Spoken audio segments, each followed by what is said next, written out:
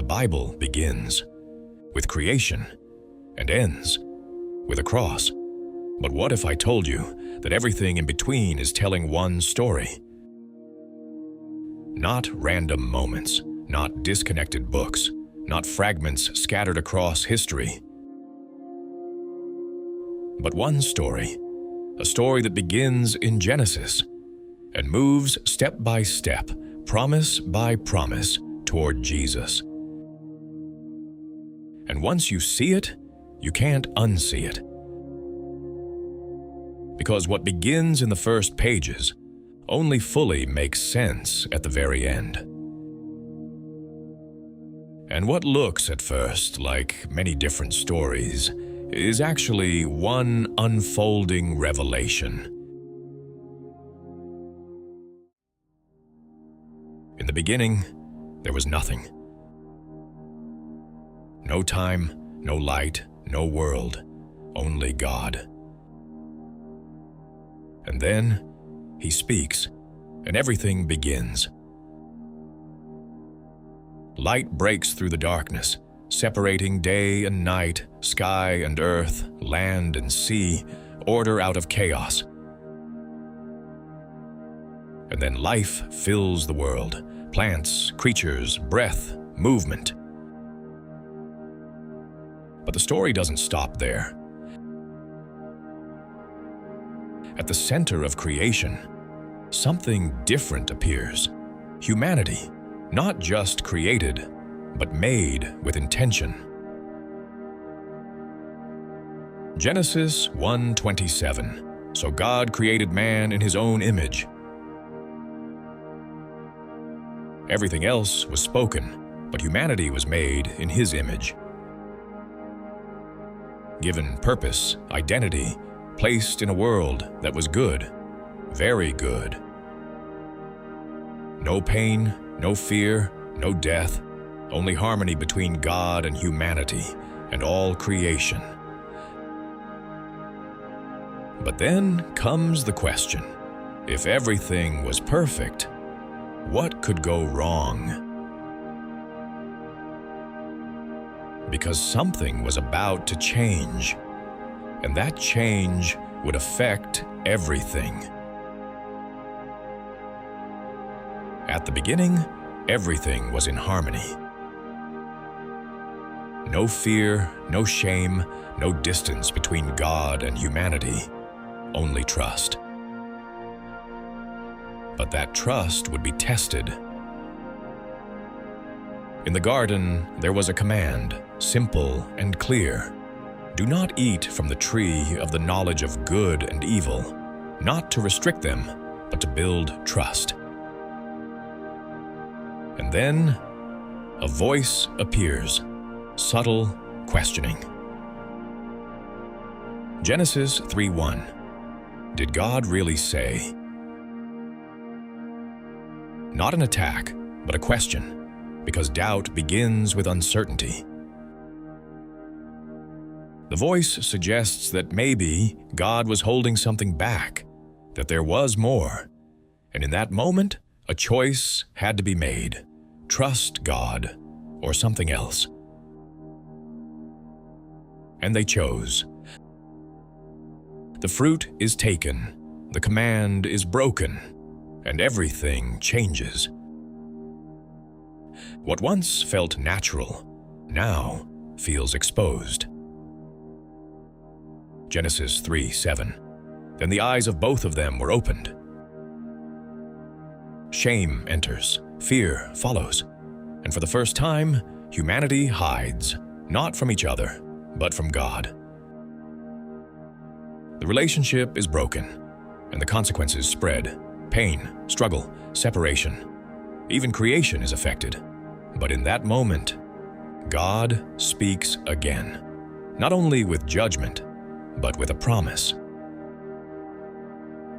Genesis 3:15. He will crush your head. A future victory, a restoration, and from that moment on, the story moves forward with one question. Who is this promise pointing to, and how will it be fulfilled? The story doesn't end in the garden. God does not abandon humanity. Instead, he begins a plan, step by step, generation after generation. And it starts with one man, Abraham. But here's the tension. The world was drifting. The knowledge of God was fading. So why Abraham? Genesis 12:1. Go from your country to the land I will show you. No map, no explanation, just a call and a promise. Genesis 12:2. I will make you into a great nation, and all peoples on earth will be blessed through you. One man, one promise, but one problem. He has no children, and he's already old. So how does this even begin? And yet, he goes. He trusts, even without understanding. Years pass, nothing changes, and the promise seems distant. Have you ever had to trust without seeing anything happen? Because this wasn't just about where he was going. It was about what God was building through him, a future he could not see, a story bigger than his lifetime. Until finally, a son is born, Isaac. And from him, a lineage begins, a people chosen to carry the promise forward. Because this was never just about one family. So the question remains, if the promise was meant for the world, how would it ever be fulfilled? As generations passed, the family of Abraham became a people, the nation of Israel. But their story did not grow in freedom. It grew in oppression. In Egypt, they were first welcomed, but everything changed when a new ruler rose, one who did not remember Joseph, and what was once favor became fear. The Israelites were multiplying, growing stronger, and to Egypt, that became a threat. So what was once shelter slowly turned into slavery. Exodus 1:14. They made their lives bitter with hard labor. Years passed, and what was once suffering became normal. Freedom faded, hope weakened, and it began to feel like God was silent. But silence does not mean absence. God calls a man, Moses, not from power, but from the wilderness. Exodus 3:7. I have seen the misery of my people. And in that moment, everything begins to shift. Moses returns with a message, let my people go. But Pharaoh resists, and what follows is not just conflict, but confrontation. Plagues fall, one after another, revealing that this is not about politics, but about the power of God. And then, the turning point. A lamb, blood on the doorposts, a sign. Exodus 12:13. When I see the blood, I will pass over you. And in one night, everything changes, chains break, and freedom begins. But leaving Egypt was only the beginning, because freedom is one thing. Becoming something new is another. They walk out, only to face the sea. No way forward, no escape. And then God makes a way. Exodus 14:21. The waters were divided, and they walk through, no longer slaves, but not yet transformed, because the real journey was just beginning. Freedom had come, but it was only the beginning. Leaving Egypt was one thing. Removing Egypt from their hearts was another. In the wilderness, God begins to shape His people, and at Sinai, He speaks. Exodus 22:3. I am the Lord your God. You shall have no other gods before me. The law is given not to restrict, but to guide, to reveal who God is and how His people should live. But the problem remains. The people grow impatient, they doubt, and replace God with something they can see, a golden calf. Exodus 32:4. These are your gods, Israel. In that moment, the pattern is set. God provides. They forget. God leads. They resist. And the wilderness reveals the truth. The struggle is not around them. It is within them. So God establishes sacrifice, atonement, because sin has a cost. A way to deal with failure without ignoring it. But even that was not the end. It pointed forward to something greater. The law could guide, but it could not change the heart. And that leaves a question. If the problem is within, what can truly transform it? The people enter the promised land, and for a moment, it feels like everything is finally working. They are no longer slaves, no longer wandering. They are a nation. But soon, something shifts. They want more, not just God's guidance, but a king, someone they can see. And so, God allows it. Kings rise. David brings unity. Solomon brings glory. The kingdom reaches its peak. A temple is built, and it looks like fulfillment, like arrival. But beneath the surface, something begins to break. Success leads to distance. Power leads to compromise. And slowly, the heart of the nation drifts. After Solomon, the kingdom divides. And from that moment on, decline begins. Kings continue to rise, but many lead the people away from God. Idolatry returns, injustice spreads, and the pattern repeats.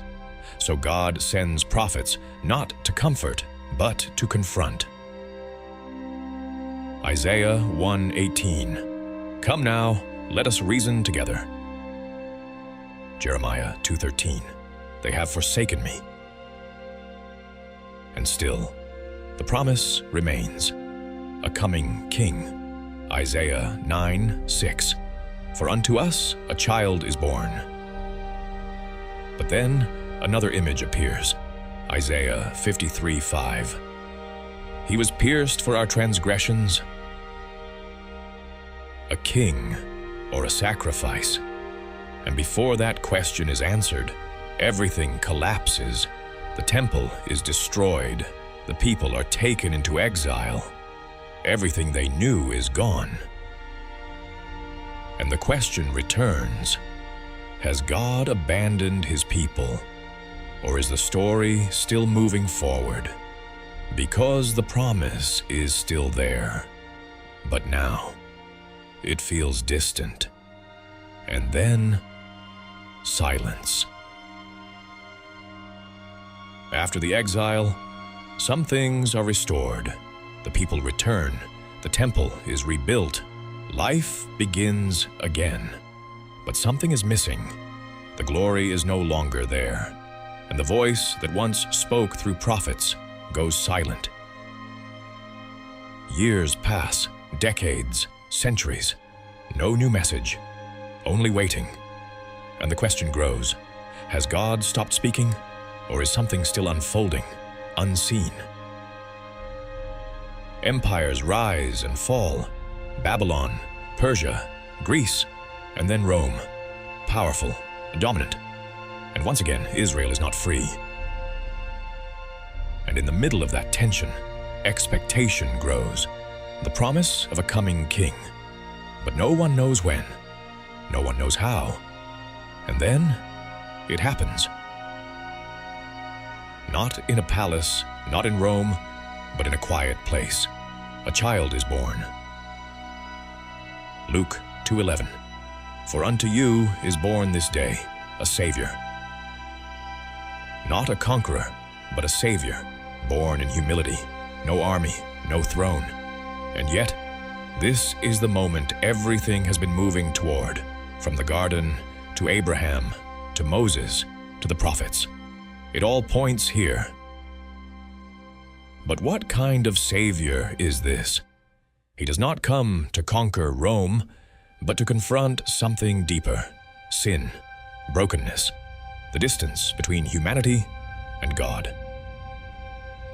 And instead of taking power, he heals, teaches, restores, speaking of a kingdom within.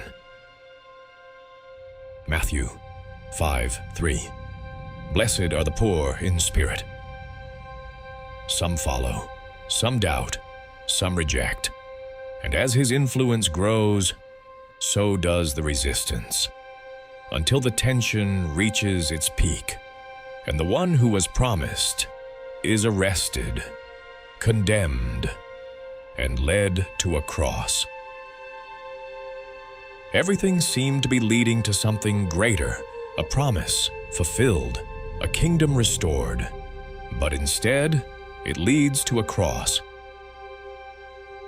Jesus is arrested, not in secret, but in front of those who once followed him, accused, mocked, abandoned, and then crucified. Luke 23:33. They crucified him. A public execution, slow, painful, humiliating. The one who healed is now wounded. The one who spoke truth is now silent. The one who brought life is now dying. And for those watching, it looks like the end. The promise broken, the hope lost, everything falling apart. But what if this was not failure? What if this was the plan from the very beginning? Because the cross was not just an execution. It was a payment, not for his sins, but for ours. Isaiah 53:5. He was pierced for our transgressions. All the way back in the wilderness, sacrifices were made again and again, temporary, incomplete. But now, one sacrifice, once and for all, not covering sin, but confronting it completely. And in that moment, the distance between God and humanity is addressed, not by law, not by effort, but by grace. And then, silence. The sky darkens, the earth trembles, and Jesus dies. It seems finished, but the question remains: was this the end, or the moment everything was finally fulfilled? 3 days pass, silence, confusion, fear. And then, something happens that no one expected. The tomb is empty. Matthew 28:6. He is not here, he has risen. Not metaphor, not symbolism, resurrection, life where death once seemed final, hope where everything looked lost. 1 Corinthians 15:55. O death, where is thy sting? And in that moment, everything changes. The promise in the garden, the covenant with Abraham, the rescue from Egypt, the words of the prophets, all of it was leading here, not to an idea, not to a story, but to a person, Jesus. What began in creation, broken by sin, is now being restored, Not instantly, not completely, but the way has been opened, and the invitation remains. And suddenly, what once seemed disconnected becomes clear. The story was never random. It was always moving toward this. From Genesis to Jesus, this was never just history. It was always one story of relationship, broken and restored, of distance and grace. Because what began in the garden did not end at the cross. It opened a way back to God, back to purpose, back to what was lost. And the question is no longer just what this means, but where you are in it. If this spoke to you, tell me in the comments. I read every message, and I'd truly love to pray for you. And if you want to keep exploring stories like this, consider subscribing. And maybe this was never just a story to understand, but a truth meant to change the way you live.